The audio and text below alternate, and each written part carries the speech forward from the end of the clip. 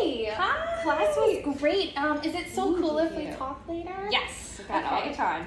I'm gonna go in the back and Okay. review some of my notes. Why don't you go in the studio and clean the floors for me, and we'll meet back there in like 5 minutes. That's perfect. All right. Okay, 5 minutes. All right, so class was awesome. Oh, Really thank engaging, really exciting. My arms are gonna be really sore tomorrow. So tell me, what felt good in class today? I think that what I'm really starting to get strong in is my setups for each position. I noticed throughout class, once I set everyone up in the move, have had a pretty easy transition, and that kind of goes hand in hand with my foreshadowing. So I felt more confident in that than anything. Yes, your setups were great. They were really efficient. You used those actionable bullet point tips. And the follow-up cues were great too. I saw when we were in the closed pencil, you were telling everyone to really squeeze those inner thighs together, and I could see the adjustment in the clients around me. So that was great. So tell me a little bit more about the foreshadowing. What felt good about that?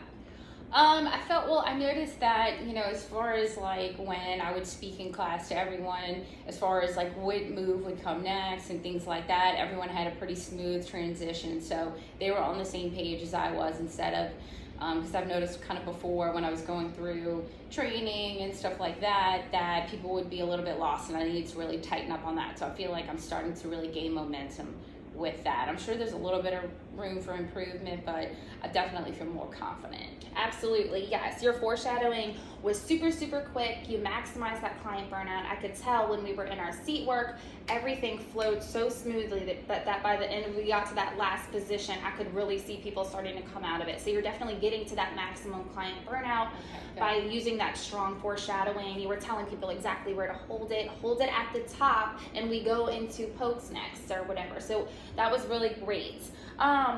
I also have in my notes that you had a great, strong voice and presence about you. You were really exciting and engaging. In that same seat series where I was seeing people starting to fall out, you were using that strong voice saying, don't give up, hang on to it, it's okay to feel that burn, and that was really awesome. Thank you. Yes. Okay, good. So tell me, what's something that didn't feel great today? One of the things that I find that I really get kind of like nervous with is the hands-on touch. And it's because I feel like, trying to balance the amount of time from being in a move, going over the move, making sure everyone is in proper form, and then walking around the room with authority, that hands-on touch, and making sure that I'm foreshadowing into the next move. So it's just kind of like it all gets jumbled in my head, and sometimes I don't know whether I'm doing enough hands-on assisting, because I've noticed that I've kind of been short with that. Right. So I see that it is a lot. You're giving visual cues by showing everyone the form. You're giving people verbal cues by trying to use those sharp, actionable little tidbits of information. So what I have done in the past is I try to only stay in the move for about 3 or 4 reps. And that gives me time to come on out, scan the room, see what kind of confirmation the rooms need. And I know that you do that a good amount of the time because you give great follow-up cues. So you are reading the room and you know what needs to be said. So maybe instead of saying it, you actually go up to a client and put on those hands-on corrections. And it doesn't have to always even be the correcting bad form. It can be enforcing the good form and saying, okay, the person standing next to me has really great alignment in those hips. Great job, Lindsay, on the great hip form or whatever. So I think that would be super helpful. A goal that you can kind of have for yourself is to try to touch 2 to 3 clients per series. So when you're in thighs, trying to go around the room, and even if it's on the same move, even if it's for the chair hold, you touch 2 or 3 people in that chair, that's enough that your clients know, oh, she's paying attention to us, I better have like my full form going. Okay.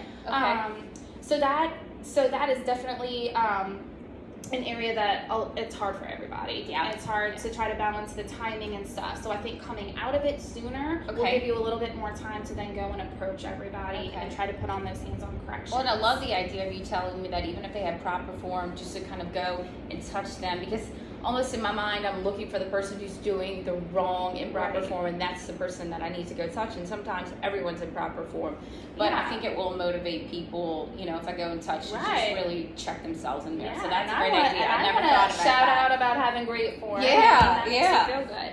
Okay, anything else you want to work on as just an instructor overall? Maybe that you didn't really feel today, but you have felt recently? I think that, you know, with my final holds, I really just, I could work on that as far as to getting the clients to really push themselves harder, because sometimes after that, like I said, I'm so focused on everything else that I could be a little bit stronger in, because I want to make sure that everyone is gaining trust and getting the proper motivation that they need. So I think that I could Right. probably work on that too. Yes, and you do have really passionate countdowns. What I did notice when we were in our seat work, you started counting in our final holds from 4. Okay. And usually in a mini hold, to use it as a transition, that's totally fine. But in our final holds, we really want to maximize that burnout. So we want at the Okay. minimum for it to be an 8 count. And they were really Okay. holding it in an 8 count because you were giving verbal cues saying sink the seat low, hold it here in 4, 3, 2, 1. Whereas if we start sprinkling in those verbal cues, okay, everybody, our final hold is here, letting them know that first. Sink that seat low, raise your arms high, and then start from that 8. Now they're really holding it for 12 to 15 seconds because you've already given those verbal cues and set them up nice and strong. And the main thing is that you let them know we're hitting our final hold. And that way they can be like, all right, she's not going to make me do any more of the seat work. I'm really going to push it here for these last 8 seconds. Okay. Okay. So that would be a great place to start with that. Just trying to keep in your head that you're letting the client know that it's the final hold and then starting from that 8 count. Okay. Okay. So is there any questions that you had for me? I don't think so, because I mean, today? you just really went over the kind of things that I felt like I was strong in, and then things that I could just add to, and that's kind of what I was looking for, you know, from feedback is like, where could I bring my class to that next level? Great. So that's kind of really, everything. Okay, great. is the answer. So what we're gonna do is I'm gonna come back in about 6 or 8 weeks, Okay. and we're gonna make sure that we're starting those countdowns from the 8 count. You know, letting your clients know that it's from that final hold. And we're gonna work on trying to touch our clients a little bit Yeah. more, trying to give those 2 to 3 touches per series. Okay. Okay. Great. It was great meeting with you today. Thank you so much for taking the time to meet with me. I heard that you're going to the beach next weekend. I am. I can't wait. I bet can't you're wait. excited. Yes. Well, you're doing great. Keep up the great setups, the great foreshadowing. Don't let those slip just because we have a few other things to work on. Okay. Great. All right. So I'll see you in 6 to 8 weeks. All right. Thank you. Bye. Bye.